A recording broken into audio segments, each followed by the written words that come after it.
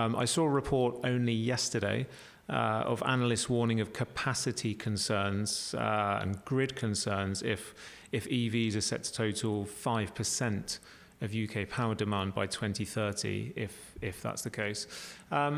Is that an indirect advert for an alternative fuel such as hydrogen, this sheer grid capability problem?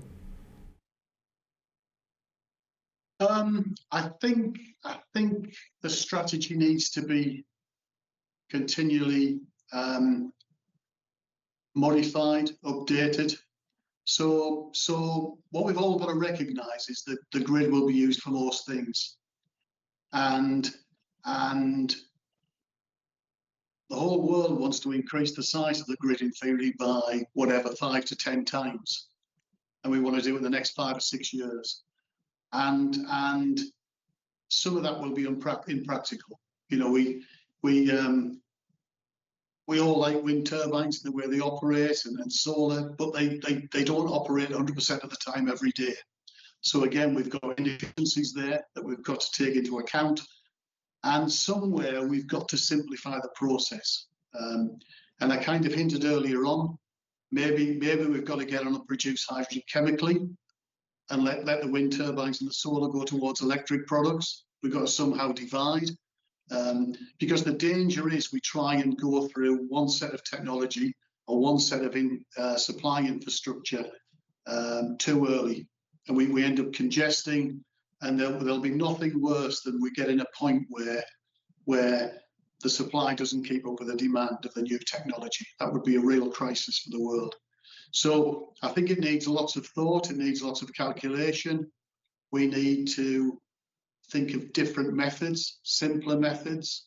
We're in danger of kind of trying to copy and reinvent the past 100 years and increase it. We need to simplify everything.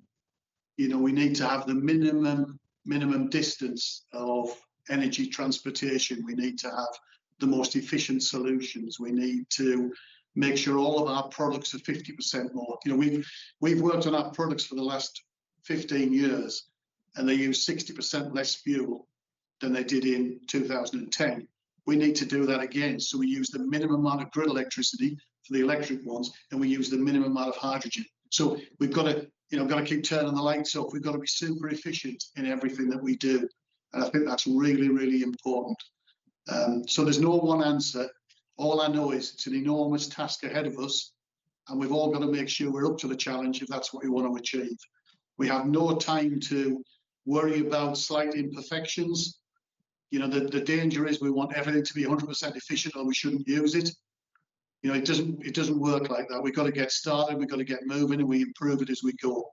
So for me, it's all exciting, it's very doable. The next 20 years is the greatest time for anybody involved in innovation. We should thrive on it. But what we should see is all of those problems, they're just opportunities in front of us.